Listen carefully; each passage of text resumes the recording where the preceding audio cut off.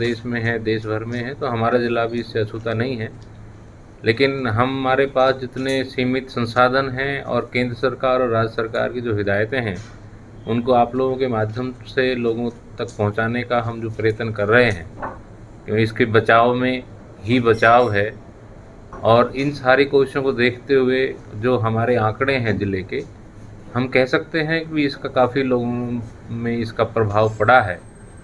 जो मास्क लगाना है, 2 गज़ की दूरी रखनी है, कोई सामाजिक आपके समारोह हैं, उनको नहीं करना है, कुछ ज़्यादा ही ज़रूरी समारोह हैं जो हिदायतों के अनुसार हैं, वे घर पे ही करना है। अब कोई बारात वगैरह की परमिशन है नहीं, ये केंद्र सरकार, राज्य सरकार ने ऐसा निर्णय लिया हुआ है। और अभी लॉकडाउन चला हुआ है, तीसरा सप्ताह है लॉकडाउन का, और उसका भी काफ़ी हद तक लोग इसका पालन कर रहे हैं।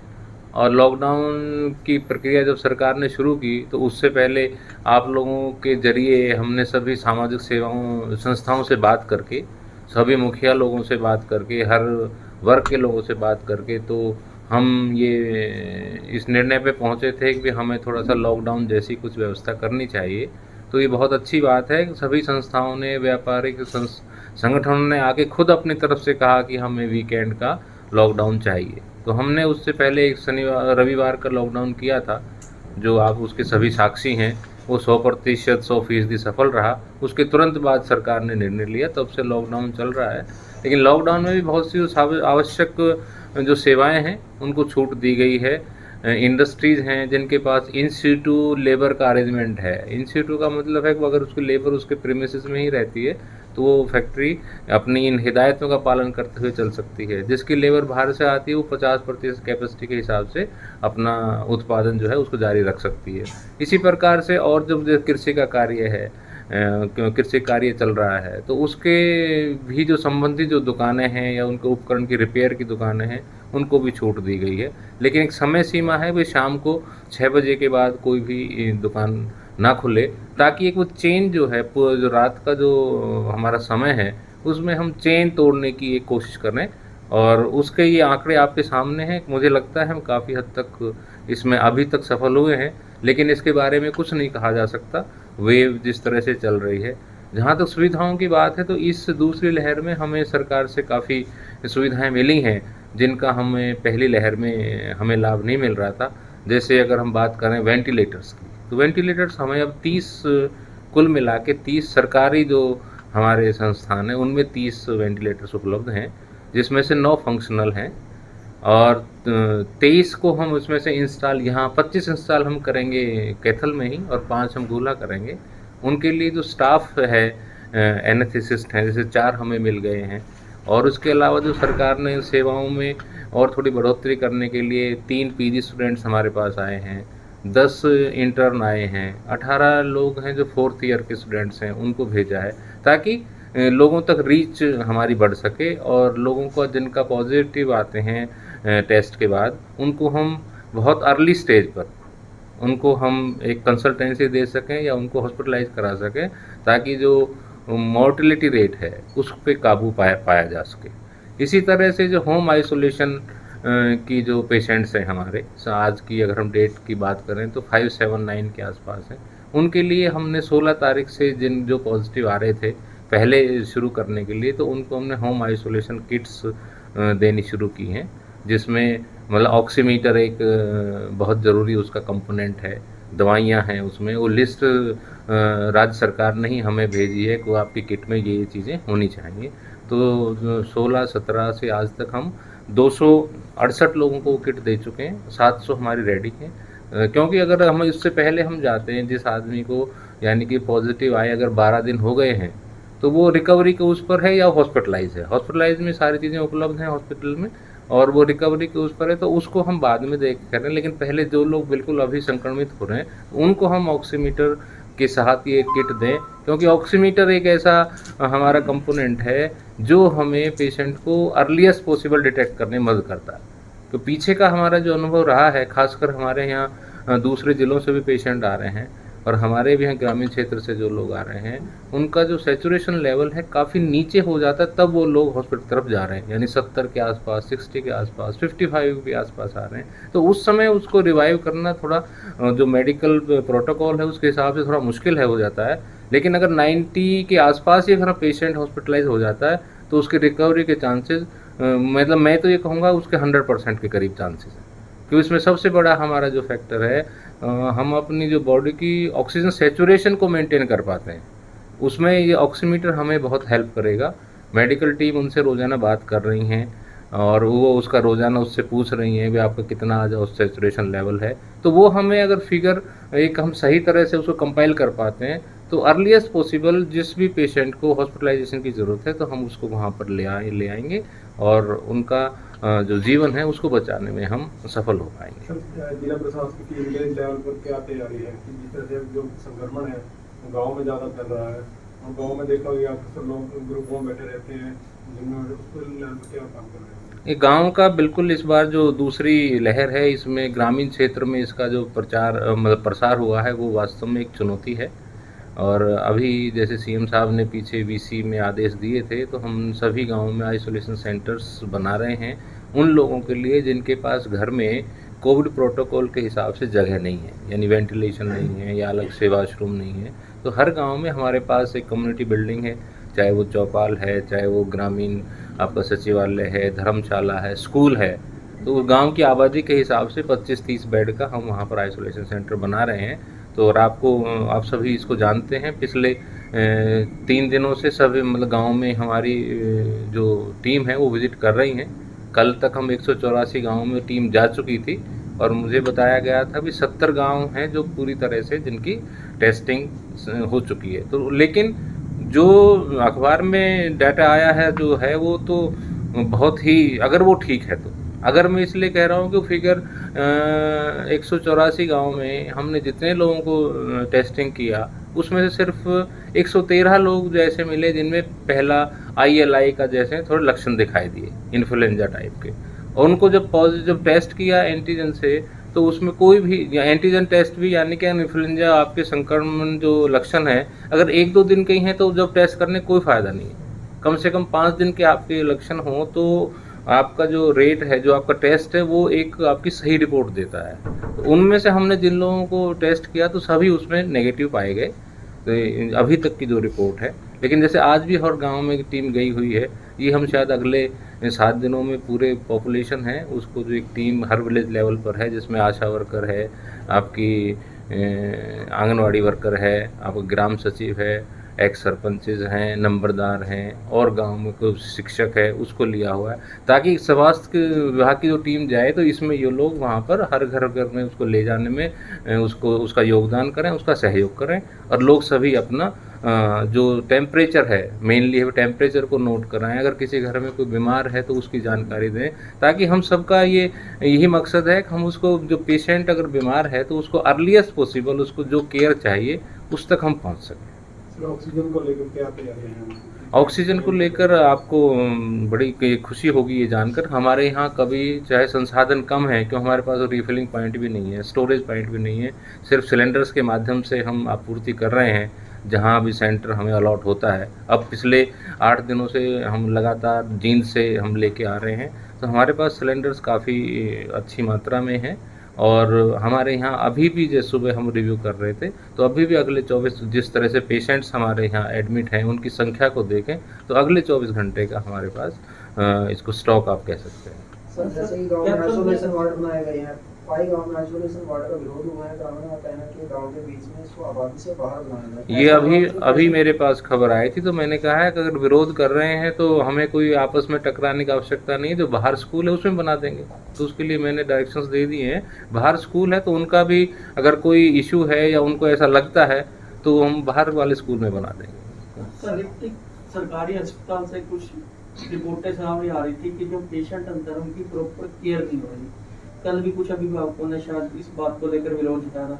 एक स्थिति ये नहीं क्लियर हो रही कि कुछ पेशेंट के अटेंडर थे वो अंदर थे या बाहर थे, क्योंकि वहाँ कुछ ऐसी भ्रम की स्थिति बने रही कि कुछ पेशेंट के अटेंडर थे वो पेशेंट के साथ ही रहते। ऐसे तो अगर वो बाहर आएंगे तो कोरोना फैलेगा सर।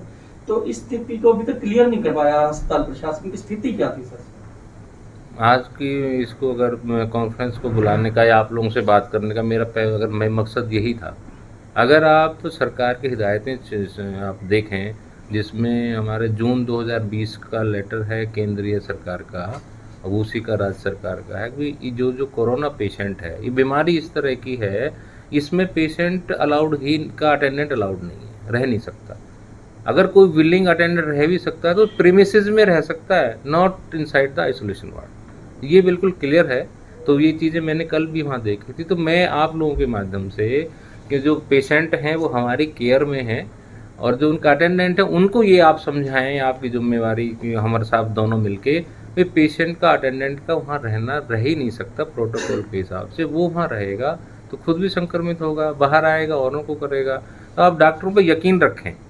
आज इसके लिए हम दोबारा से रिव्यू कर रहे हैं। जो हमारे यहाँ 2 HCS ऑफिसर्स सरकार ने भेजे हैं, उसमें एक डॉक्टर किरण है, एक सत्येंद्र शिवाज है। तो डॉक्टर किरण अभी वहाँ मीटिंग कर रही है कि हम इस आइसोलेशन वार्ड में लोगों का कॉन्फिडेंस और कैसे बिल्डअप करें, कि रोज़ाना वहाँ पर इस तरह की चीज़ें आ रही हैं। आप वीडियो में भी, कल की वीडियो में देख रहे होंगे, वो पेशेंट का अटेंडेंट है, वो डॉक्टरों से झगड़ रहा है कि मैं अंदर जाऊँगा। तो ऐसा पॉसिबल नहीं है। अगर वो अंदर जाए ना, अंदर तो डॉक्टर है या पैरामेडिकल स्टाफ है, अटेंडेंट है, वो भी प्रॉपर किट में ही रह सकता है। नहीं तो उन लोगों को कितना संक्रमण होने का खतरा है। तो हमें ये जानना चाहिए, पेशेंट्स को समझना चाहिए। इस बीमारी का सबसे जो दुखद पहलू यही है कि पेशेंट के साथ कोई नहीं रह सकता। अगर वो रहेगा तो मतलब उसमें वो अलाउड ही नहीं है और संक्रमण फैलने के बहुत ज़्यादा चांसेस हो जाते हैं। तो इसलिए ये नहीं हो सकता। किसी भी हॉस्पिटल में आप देख लीजिए, हमारे प्रदेश की नहीं, देश की किसी हॉस्पिटल देख लीजिए, अटेंडेंट है, आप अपना एडमिशन कराए, फिर आप उसके बाद आपका उससे कॉन्टैक्ट ख़त्म हो जाता है। लेकिन वो हम भी फिर भी हमने एक हेल्प डेस्क लगाने की आज को की है व्यवस्था, कर रहे हैं उसको, ताकि हम उनके पेशेंट का अटेंडेंस को दिन में 2 बार 3 बार एक नंबर हम ऐसा जारी कर रहे हैं, जो अंदर जो आदमी है किसी पेशेंट से ना, किसी अटेंडेंट काम बात करना चाहे तो उससे बात करा दे। इस तरह की व्यवस्था कर रहे हैं ताकि उनको रहे यकीन है कि हमारे पेशेंट की ठीक देखभाल हो रही है। और अभी मैंने ये मांगा है, आज शाम तक वो चीज़ें अभी कर रहे हैं, कितने अटेंडेंट्स अंदर हैं, कितने पैरामेडिकल स्टाफ अंदर हैं, कितने डॉक्टर्स हैं, किस तरह से जाते हैं, हर एक पेशेंट की हम फाइल बना रहे हैं। पिछले 10 दिनों में जो हमने इस चीज़ को जो अटेंडेंट की तरफ से जो इस तरह की चीज़ें आ रही थी, तो हर पेशेंट, मान लो पेशेंट आराम भी कर रहा है तो डॉक्टर या पैरामेडिकल स्टाफ गया तो उसके वो फाइल पे लिखा है भी किस समय गया, आपका टेम्परेचर नोट किया, आपका या आपका जो आपको ऑक्सीजन लग रही है उसका फ्लो हमने नोट किया, उस पर सारी उस पर टाइम के अनुसार उसमें हम डले हुए। जब उसकी डिस्चार्ज हिस्ट्री जाती है तो उसमें वो कॉपी साथ अटैच है। तो हम अपना भरसक प्रयत्न कर रहे हैं, लेकिन जिस तरह का इसका संक्रमण इस बार का प्रसार है, रेट जो फर्टिलिटी का है, मोर्टलिटी का है, सभी जगह बहुत ज़्यादा है। तो बस ये आप लोगों के माध्यम से निवेदन है कि अटेंडेंट्स को थोड़ा सा पेशेंस रखें और विश्वास रखें व्यवस्थाओं पर। सबसे पहले सर 2 दिन वीडियो जारी हुई थी जिसमें पेशेंट अंदर पड़े हुए थे, कोई बेड से नीचे था, कोई बाथरूम में था, वो कपड़े में नहीं पहन पा रहे थे। अगर वहाँ अटेंडेंट नहीं जा सकते प्रोटोकॉल के अनुसार, तो उसके बावजूद वहाँ भी केयर नहीं हो रही है, जो वीडियो में दिख रहा है उसके अनुसार। देखिए, उसमें बात ऐसी है, मैंने उसकी जांच 2 तरह से कराई है, CMO से कराई, एक HCS अफसर है उनसे कराई। जहाँ पर उसमें एक पेशेंट आपने दिखा रखा है उस वीडियो में है कि उसको बांधा हुआ है। तो बीमारी कई ऐसी होती हैं, हमने तो खुद अपने एक्सपीरियंस किया है घर में, मेरे ब्रदर बीमार थे, तो उसमें जब वो आदमी का हाथ चलता है तो ऑक्सीजन नहीं लगाता है, मास्क नहीं लगाता है, उसको खुजली होती है, तो उसको बांधना कोई मेडिकल जो प्रोटोकॉल है उसके हिसाब से है। और उसका जो अटेंडेंट था उसके खुद बयान है कि मैंने खुद उसको इस तरह से टाइट करवाया था। दूसरी जहाँ तो महिलाओं की बात है, वो कह रहे हैं कि अटेंडेंट वहाँ पर थे, अटेंडेंट तो महिला खुद वहाँ पर क्यों, अरे इरिटेट हो जाता है आदमी, वो जाके वैसे बैठ गई, लेकिन वो पिक्चर बहुत मतलब ऐसी हैं कि उनको देख के लगता है व्यवस्थाएं शायद ठीक नहीं है, लेकिन जो जांच रिपोर्ट आई है उसमें इस तरह की तथ्य सामने आई है। सर, वैक्सीनेशन डोज को लेकर क्या स्थिति है? जैसे स्टॉक कई जगह खत्म हो रहा है, कैथल शहर में जो सामाजिक संस्थाएं कर रही हैं 200 डोज जा रही हैं, पर वहाँ भीड़ अधिक हो जाती है, ग्रामीण स्तर पर क्या? देखो, इसमें सारी चीज़ें में वही बात आती है, मतलब हर चीज़ प्रशासन के लिए संभव नहीं है। जब पता है कि आपको 200 बुलाए हैं तो 200 ही लोग आए ना, अगर वहाँ 500 इकट्ठे हो जाते तो उसमें कैसे संभव है? इसीलिए आप लोगों की मदद की हमें ज़रूरत पड़ती है। वैक्सीन की कोई कमी नहीं है, जिस तरह से हमें कोटा अलॉट हो रहा है, आज भी हमारे 26 केंद्र चल रहे हैं जहाँ पर वैक्सीनेशन हो रहा है। और वैक्सीनेशन में क्या है, जो अभी पीछे आपने खबर पड़ी होगी कि हरियाणा में वेस्टेज ज़्यादा है वैक्सीन की, या आज आ रही कि नूह जिला में ज़्यादा वेस्टेज है, तो उसमें भी मैं आप लोगों के माध्यम से एक चीज़ चाहता हूँ, जो एक वायल होती है उसमें 10 पेशेंट को लगती है। अब लास्ट में क्या होता है, अक्सर भी 5 पेशेंट बच गए तो वायल तो आपको खोलनी पड़ेगी। तो उसमें मेरा ये आप लोगों के माध्यम से ये अपील है लोगों से, भाई जब लोग इकट्ठे आए तो कम से कम ये इंश्योर करके आए भाई हम लोग 10 जा रहे हैं, हम और लास्ट में कोई बच जाते हैं 5 से या 10 से कम, तो वो कहीं ना वो पूरी कराएं ताकि डोज का सही इस्तेमाल हो सके। 18+ की जहाँ तक बात है, वो पोर्टल के माध्यम से उनको स्लॉट मिलता है। पोर्टल के माध्यम से स्लॉट का मतलब है कि आप उसी स्लॉट पे जब पोर्टल आपका खुला है तो किसी और ज़िले के व्यक्ति को भी यहाँ का स्लॉट मिल सकता है, हमारे व्यक्ति को किसी और ज़िले मिल सकता है। तो वो सारी चीज़ें चल रही हैं उपलब्धता के अनुसार जैसे हमारे पास आ रही। तो अभी भी हमारे यहाँ पर 10,000 के आसपास वैक्सीन जो है उपलब्ध है दोनों। सर एक धारणा बनी हुई है कि अगर पेशेंट हॉस्पिटल में जाता है तो वो लगभग ठीक होकर नहीं आएगा, धारणा ऐसे लोगों की सुनने में, और जो घर रहेगा वो ठीक हो जाएगा। तो इसके पीछे क्या मतलब? देखिए, घर रहने का मैंने इस पे बताया आपको, इस बीमारी में जो आदमी अपने अकेलेपन से बाहर आ गया उसमें आपका वो आपकी जो सोच शक्ति है वो ज़्यादा काम करती है।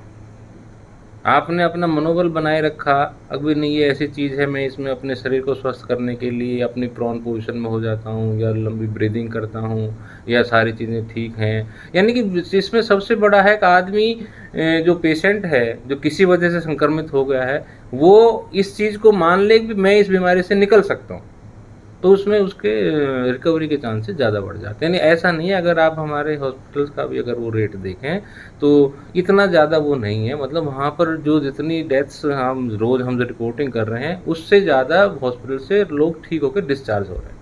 किसी भी दिन का फिगर उठा के देख लें। तो हमें ये चीज़ भी अखबार के माध्यम से जाननी चाहिए, हम लिख देते आज इतनी मौत हुई, लेकिन उसमें से हॉस्पिटल से कितने लोग डिस्चार्ज होके वापस आए ये भी आप लोग थोड़ा सा उसमें करिए। सर ब्लैक फंगस का भी है एंटिसिपेशन उसमें हाँ अब आ रही है, शुरू में नहीं आ रहा। और इसमें जैसे कल का जैसे बहुत ज़्यादा अभी 14 मौतें हुई कैथल में, बड़ा परसों, लेकिन उसका जो उसके जो नीचे जो खबर थी उसमें आप उसको एक्सप्लेन करिए। 14 में हमारी डेथ तो हमारी यहाँ की तो 7 ही हैं।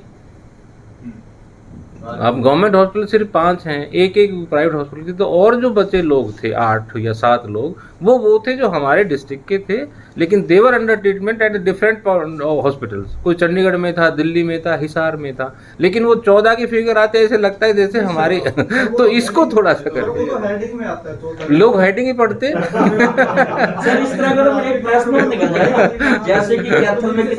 हाँ, इसलिए कल हमने इस बात की नहीं, मैंने भी जैसे हेडिंग ही पढ़ा, चंडीगढ़ में हेडिंग पढ़ा, मैं कल सारा दिन इसी बात का जवाब देता रहा। आपके हवाले से एक प्रेस नोट निकल जाएगी कैथल प्रॉपर कितने हैं और बिल्कुल बाहर कितने निकल एक सुझाव ये था प्रदीप जी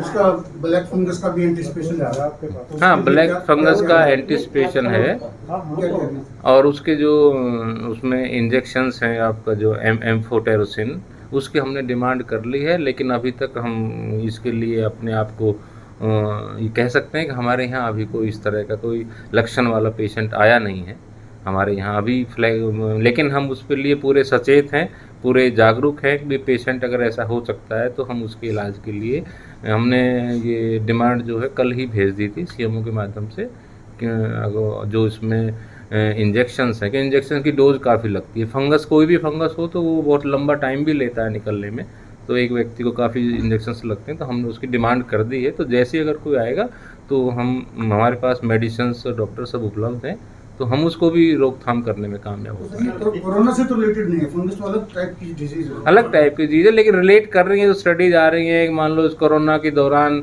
आपने CT स्कैन किया या ये किया तो उससे उसकी शायद संभावना कुछ ज़्यादा बढ़ जाती है, लेकिन उससे जैसे उसमें स्टेरॉइड का ज़्यादा रोल आ रहा है, जो स्टडीज़ कह रही हैं कि स्टेरॉइड अपने आप में इसके कोरोना के जो इलाज में एक वो अहम एक पड़ाव है, लेकिन उसमें ये ज़रूरी है, जहाँ तक मैंने डॉक्टरों से बात करके पता लगा है, अगर उसको सही जगह पर स्टेरॉइड दे दिया पेशेंट को तो रिकवरी के चांसेस उसके बहुत अच्छे हैं कोरोना से। अगर वो उसके आगे या पीछे दे दिया तो वो कोरोना का केस भी बिगड़ जाएगा, और वो ठीक होता है तो उस केसेस में ब्लैक फंगस के शायद चांसेस ज़्यादा है, जैसे मेडिकल स्टडी कह रही है। ओवर यूज होता है स्टेरॉइड का, उसमें इम्यूनिटी काफी डाउन हो जाती है। तो इसलिए सेकेंडली जो वो मास्क यूज हो रहा है, वहाँ पे जो इक्विपमेंट यूज हो रहे हैं वो सैनिटाइज नहीं हो पाते। दूसरा, जैसे कोई डायबिटीज़ पेशेंट है, उसकी इम्यूनिटी लो हो जाती है कोविड में।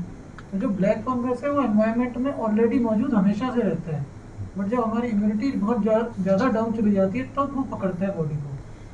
तो वो ऐसा नहीं कि ब्लैक फंगस कोई नई डिजीज़ है आज पैदा हो गई, ऐसा नहीं है। बट वो लेकिन वो ऐसे समय में ज़्यादा केस है, रिलेट हो गई इससे। आप ये कहे सही में इससे रिलेट नहीं है। डेंजरस ज्यादा लगने लगी हाँ, है, इसका मतलब हाँ। मतलब हो रही है, यानी कि क्योंकि जो लोगों की और जो immunity इसके अलावा बीमारी हैं उनमें भी अगर लोगों को कोई कुछ स्टेरॉइड को ले रहा है या डॉक्टर ने दिया हुआ है अभी उसका ये, तो उसका ओवरडोज होता है तो उसको भी हो सकती है। सर कोरोना से मौत हो रही है, अगर हम लोकल की बात करें तो जो सिविल हॉस्पिटल में मौत होती है वो 70% मौत होती है टोटल मौत की। प्राइवेट में ये मौतों का बहुत कम है। नहीं, ऐसा नहीं है, ऐसा नहीं है। कोई वो दिन किसी दिन का फर्क होगा, ऐसा नहीं है। कई ऐसे दिन भी हैं जहाँ हमारी डेथ 0 है तो और सारे हॉस्पिटल्स सर की। वो पेशेंट वाइज भी तो होगा, हाँ, पेशेंट कहाँ जाता है प्रोपोर्शनेटली वो देखा जाएगा। अगर हम बेड की बात करें तो प्राइवेट हॉस्पिटलों में टोटल बेड है जो 177 है, और हमारे यहाँ 115 है, 115 है। तो फिर वो नंबर ऑफ पेशेंट भी ज़्यादा हो गए। मतलब ऐसा नहीं है। देखो प्राइवेट और सरकारी में आप ये कह सकते हैं कि भी थोड़ा सा जो बिल्डिंग का है, स्टाफिंग का है, उसका फ़र्क हो सकता है, ये कोई बात नहीं है। तो उस चीज़ को तो कभी भी कंपेयर आप नहीं कर सकते, नॉर्मल उसमें भी नहीं कर सकते। नॉर्मल में भी आप चाहें तो हर आदमी की वैसी भी मेंटलिटी होती है मैं प्राइवेट हॉस्पिटल में जाऊँ। सर राजौंद एरिया में सिर्फ एक ही वो बनाया गया है शमशान घाट कोरोना संक्रमितों को दाह संस्कार के लिए, तो कुछ लोगों ने पॉलिटिकल प्रेशर के चलते वहाँ पे संस्कार करवाना बंद कर दिया 10-12 गांव के लोगों का। कहाँ? तो उन लोगों का संस्कार अभी राजौंद में है, राजौंद में सर। तो क्या उन लोगों पे कोई कार्रवाई बन सकती है जो इसका विरोध कर रही हैं शव जलाने का? देखिए ऐसा है, ये बड़ा इस तरह का मामला है। अब कार्रवाई तो बहुत सी चीज़ें हो सकती हैं, नहीं भी हो सकती हैं, लेकिन हमें आपका क्या मकसद है इसमें? वो चीज़ें जो है ना, वो कम से कम जो अगर किसी के साथ ये हादसा हो गया तो लास्ट की चीज़ों में तो ये चीज़ ना हो, तो उसमें हमें कोई छोटा वहाँ के बजाय हम यहाँ भी नोटिफाइड हमारा है, तो कोई कोशिश कर रहे हैं समझाने का। ये कोशिश समझाने के लिए तो बैठे हैं आप आप अपने माध्यम से समझाएंगे, हम अपने माध्यम से समझा रहे हैं। वो उनके घरों में भी तो ये चीज़ कोई हो सकती है, हम ये चीज़ें कर रहे हैं, तो हम कर रहे हैं कोशिश कई जगह। जैसे बात करें हेल्थ सिस्टम पूरे हरियाणा के हुआ, हमारा जिला भी उससे होता है, लेकिन जैसे हम वेंटिलेटर की अगर बात करें सर, जो है हमारे पास साधन, कम से कम उनको तो बहुत जल्दी लागू किया। आज ही हो जाएंगे, अभी आए हैं हमारे पास आ रहे। एक्चुअली क्या है इसमें, जैसे वेंटिलेटर में ना एक वो मास्क होता है जो वेंटिलेटर से जुड़ के पेशेंट को लगता है, वो वेंटिलेटर के साथ नहीं आता है। हम कल से कोशिश कर रहे हैं, दिल्ली से कुछ मंगाए हैं और आज शायद अम्बाला वाला हमें उसने 8 या 10 का प्रॉमिस किया है, मिल नहीं रहा है सब जगह, देखो कमी है इन चीज़ों की। तो आज हो सकता है हमारे ये 9 जैसे भी फंक्शनल हैं, तो आज शायद 15 फंक्शनल हो जाएं। अगले 2-3 दिनों में हम यहाँ सारे फंक्शनल कर देंगे। कुछ एक तो जैसे 25 में से 2 इंस्टॉल नहीं हो पा रहे, उनका कोई कंपोनेंट नहीं मिल पा रहा, वो इंजीनियर आ रहा है, तो कुछ चीज़ें ऐसी हैं तो इसलिए है, नहीं तो हम इनको बहुत जल्दी कर देंगे इंस्टॉल। मतलब इस वीक में हम शायद अपना 30 में से 25 इंस्टॉल कर पाएंगे, 28 इंस्टॉल कर पाएंगे, जिसमें 5 गोला के भी शामिल हैं और ये भी शामिल है। सर एक सुझाव था, जिस तरह से अस्पताल प्रशासन को बार बार सवाल भी उठ रहे हैं, भ्रम की स्थिति, हर 2-3 दिन बाद अंदर एक वीडियो अगर जारी करवा दी जाए मरीजों से, बजाय से योगा की डीपीआर तो आपने भेजी थी, बहुत अच्छी चीज थी, इस तरह की हर दूसरे दिन एक वीडियो अंदर से अगर मीडिया को दे दी जाए, जैसे मरीजों को योगा करवाते हुए बातचीत करते हुए जो डॉक्टर हैं अंदर, तो इससे भी थोड़ा स्थिति क्लियर। वो चीज़ें तो हम दे देंगे। जैसे कल भी हमने जैसे वहाँ उस वार्ड में जैसे म्यूजिक सिस्टम भी कल लगवाया है पूरी बाउंड उसके कॉरिडोर्स में, ताकि उसमें चलता रहे। जो कॉमन एरिया उसमें स्क्रीन पहले एक थी, एक और बढ़वा दी है। कूलर हमारे पास जैसे 15 अभी एक संस्था ने दिए थे, वो भी हमने सारे लोग 32-33 करीब कूलर हो गए हैं। खाना वहाँ उनको बिल्कुल प्रॉपर डाइट के हिसाब से मिल रहा है। खाने के लिए कई संस्थाओं का भी आया था कि हम दें, लेकिन हमने कहा भाई आप अटेंडेंट के लिए कर सकते हैं कि अंदर का जो खाना है उसका प्रोटोकॉल है, उसमें क्या देना है, तो वो चीज़ें कभी गलत ना हो जाए, अच्छा करने के चक्कर में कुछ और चीज़ ना हो। तो इसलिए अंदर का खाना हमने कहा हम जो हॉस्पिटल प्रशासन है वही दे, बाहर अटेंडेंट्स के लिए आप कर सकते हो तो कर लें। तो हम सारी चीज़ें, इन सारी चीज़ों का मकसद यही है, हम वहाँ का उनका स्टे कम्फर्ट बनाने की कोशिश कर रहे हैं, लेकिन हम अटेंडेंट की मानसिक स्थिति भी समझ रहे हैं कि जिसका पेशेंट अंदर है वो उसको इस तरह का गुस्सा आना, ये आना ज़रूरी है, लेकिन उसमें गुस्सा आने से या डॉक्टरों से झगड़ने से उससे कोई फ़ायदा नहीं है। अब हम सभी प्रोटोकॉल आप समझें, आप जब पेशेंट को लेकर आए हैं तो आपको पता है कि उसको कौन सी बीमारी है, किस तरह से वो फैल सकती है। तो उसको रोकने में जितने भी कदम हो सकते हैं उनमें मेरी उनसे ये अपेक्षा है वो हमारा साथ दें। कहीं कोई दिक्कत होती है, मैं अपने सिस्टम को ये नहीं मैं पूरी तरह से डिफेंड कर रहा हूँ, अगर हमारे सिस्टम में कहीं कोई कमी है, हमारे जो 2 HCS अफसर आए हैं जो इसी कोविड मैनेजमेंट की हेल्प के लिए सरकार ने भेजे, वो लगातार हॉस्पिटल में ही हैं, इसीलिए है। और एक बड़ी अच्छी बात है वो जो दूसरे एक ऑफिसर जो खुद भी डॉक्टर है आपके कैथल ज़िले से है, तो उसको भी हमने इस चीज़ का इंचार्ज बनाया है। आप इनसे हमेशा बातचीत रखें और इसको किस तरह से बेहतर बना सकते हैं, जो अटेंडेंट्स हैं उनकी मानसिक स्थिति को ध्यान में रखते हुए क्या स्टेप्स हम लिए जा सकते हैं। लेकिन जहाँ तक इसका हिदायतों की बात है, पेशेंट का अटेंडेंट साथ नहीं रह सकता।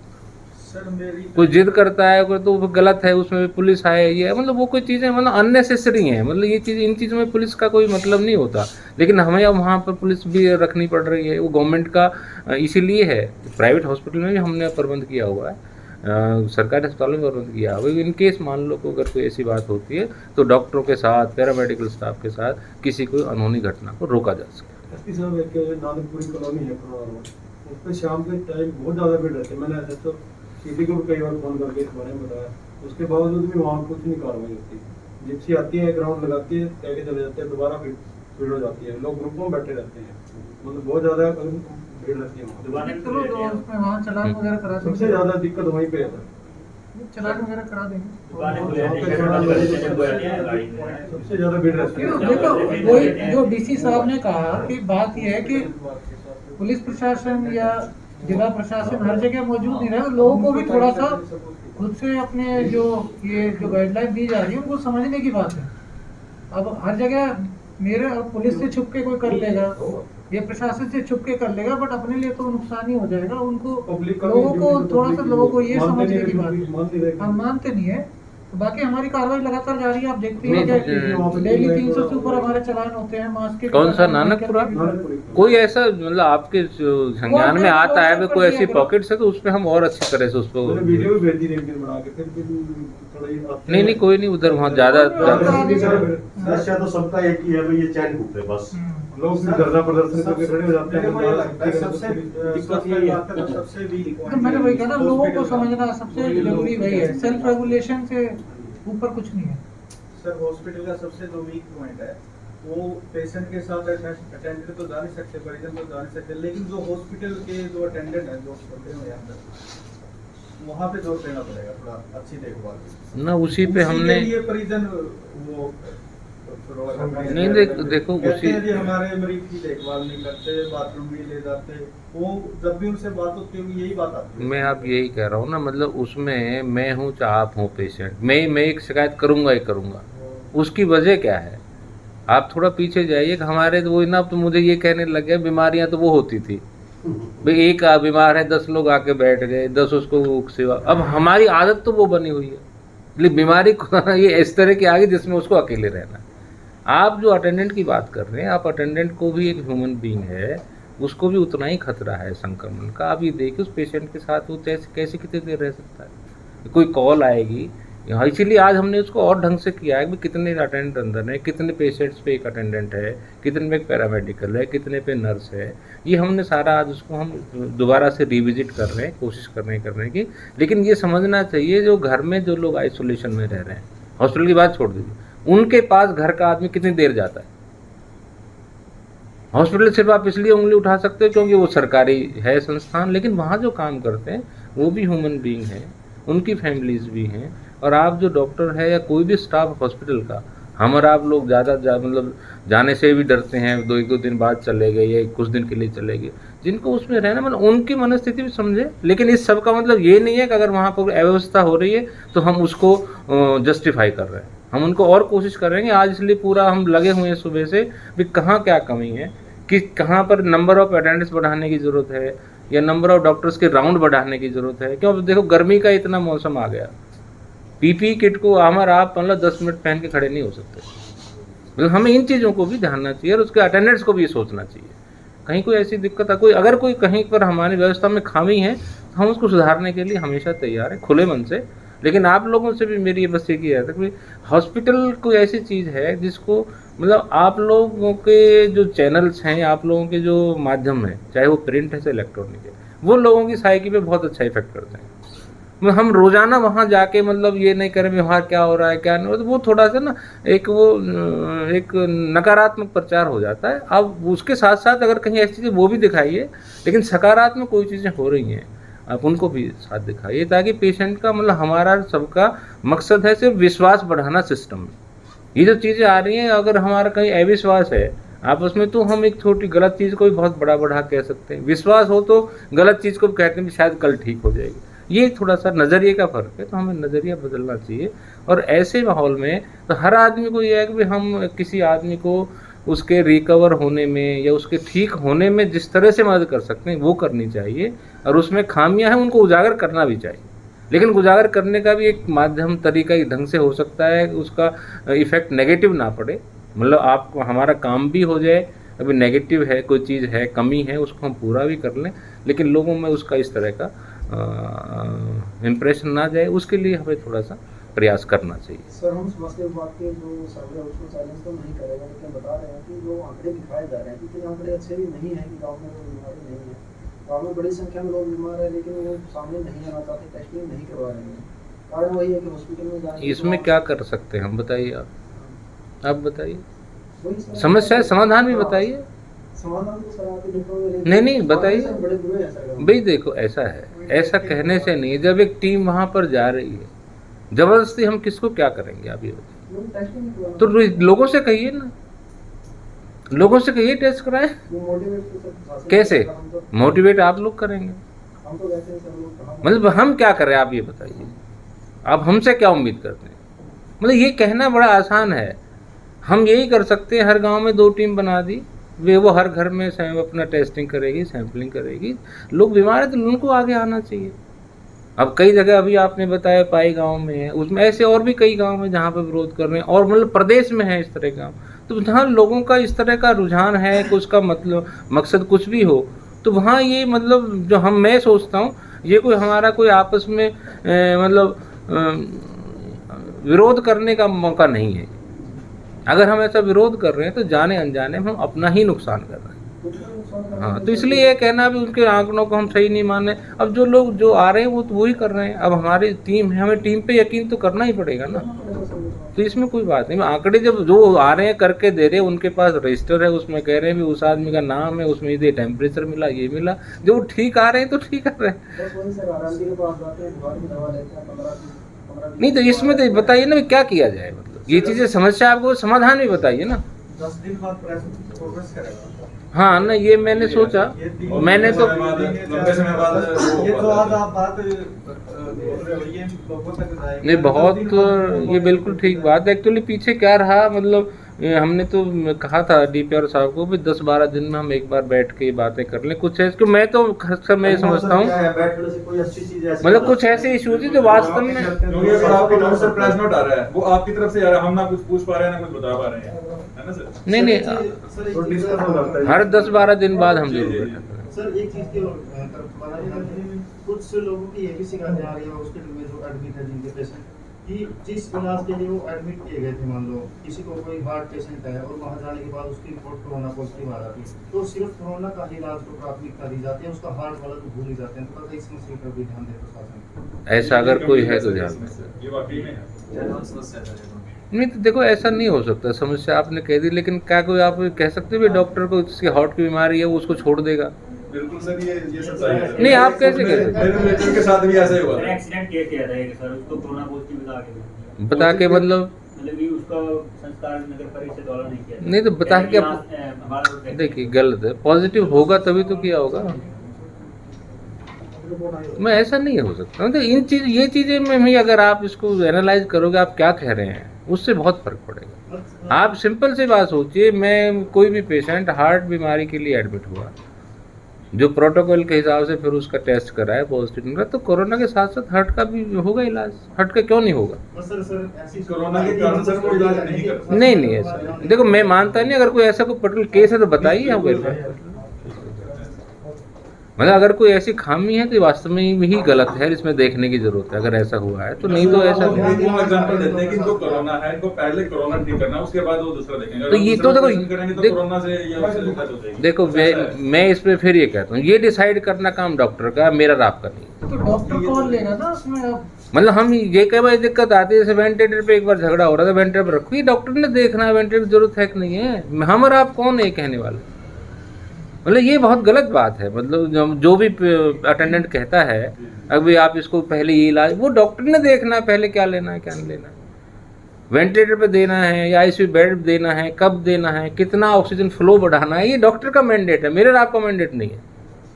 हम नहीं कह सकते उसको भी आप इतना फ्लो बढ़ाइए, उसको पता है कितने फ्लो बढ़ाने से ये 90+ आएगा, कितने फ्लो देने वाला, अब ये नहीं आ रहा है तो आईसीयू पे कब भेजना है, तो वो उसका काम है। सर कोविड टर्म के अंदर अभी भी हमने 2 दिन पहले देखा कि विक्रम मोर्चों पर भी किसान इकट्ठा हुए थे, सोशल डिस्टेंसिंग को लेकर सर पॉलिटिकल और सामाजिक संस्थाएं सर काफी भीड़ होती है, उसको लेकर कोई गाइडलाइन है?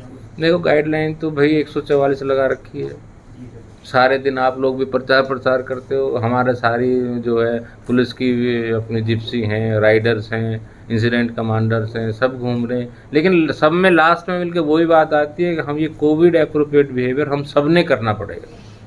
जैसे हम और आप यहाँ बैठे हैं इतनी दूरी पे, आपने अगर कोई ऐसा काम भी करना है तो दूरी मेंटेन करा के बैठ जाइए। मतलब ये तो हमें हर आदमी को तो समझाना का मेरे ख्याल से कोई वे आउट निकल नहीं सकता, इतना बड़ा देश है।